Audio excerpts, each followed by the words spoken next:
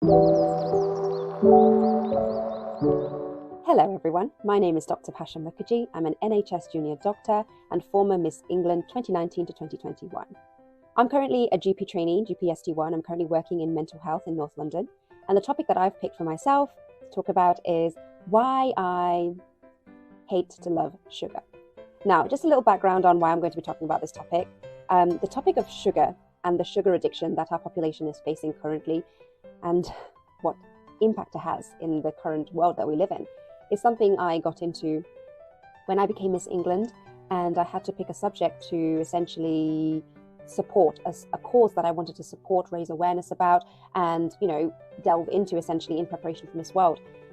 Diabetes, type 2 diabetes runs in my family. My dad has type 2 diabetes, and I was terrified when he got the diagnosis when I was still in medical school, because type 2 diabetes is not just having high blood sugar as most of the general population know it. It is so much bigger than that.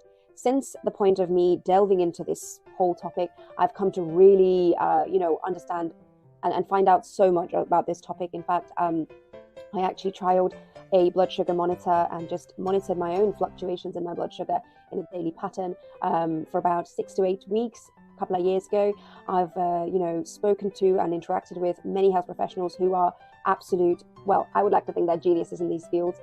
So yes, I'm still learning and I've got so much more to learn yet. But yes, my topic today is why I hate to love sugar. Okay, so first of all, I want you guys to just think about what would you do if you were Prime Minister?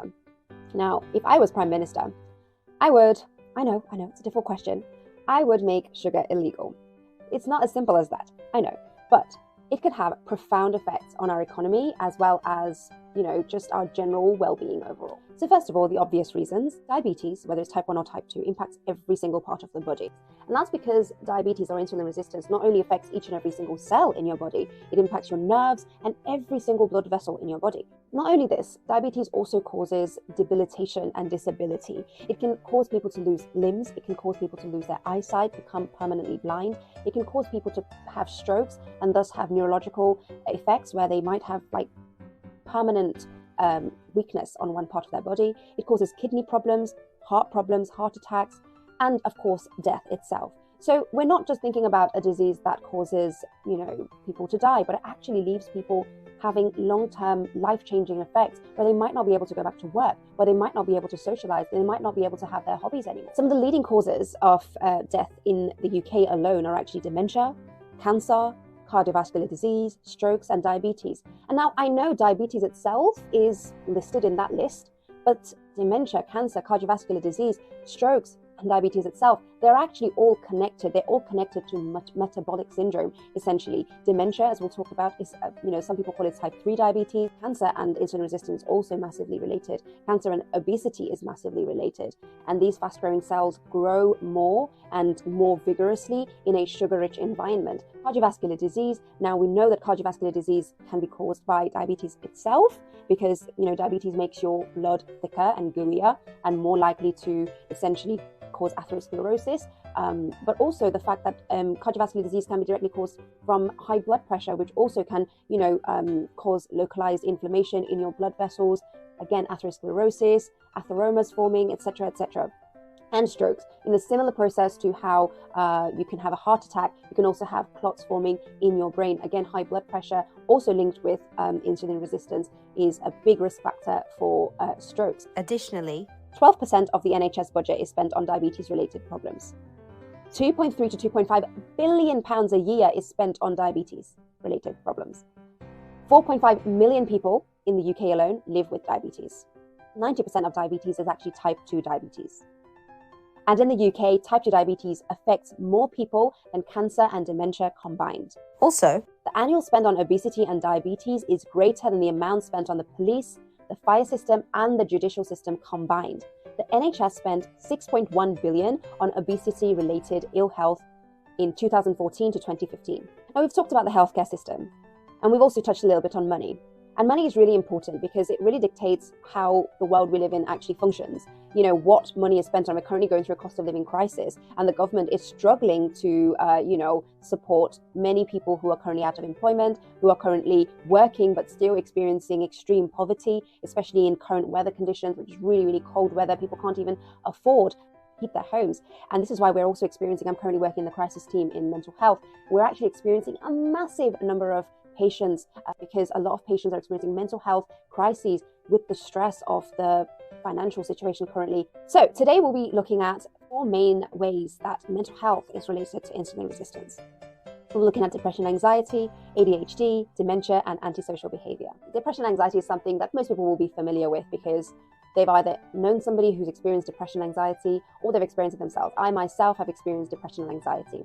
And it's a leading cause of people going off sick from work. The main neurotransmitter, the main chemical that's involved, that we like to think is involved in depression and anxiety, is serotonin. And that's what we mainly treat when we are giving people antidepressants. Now, interestingly, 90% of the serotonin in your body is actually made in the gut.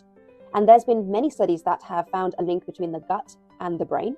And actually what they found is a diet rich in sugar and processed carbohydrates feeds certain gut bacteria that can cause inflammation in the gut, which can then cause disruptions in the production of serotonin, in how the serotonin is processed, and thus cause mood fluctuations. Additional to that, what they found is that the fact that whenever we have anything that is highly processed, our body goes through this yo-yo where you have an influx of sugar, which forces your body to produce lots of insulin, which then pushes all that sugar back into your cells. And this causes a hypoglycemic effect, low sugar, low blood sugar. This low blood sugar can cause irritability, fatigue, even sad, low mood, and all these mood fluctuations as well. And it can really affect their daily functioning ability. You may not be able to concentrate properly at work. Now let's talk about dementia. A lot of scientists actually refer to dementia as type 3 diabetes. That's because there's been a lot of studies which have found that dementia is actually a result of insulin resistance in the brain.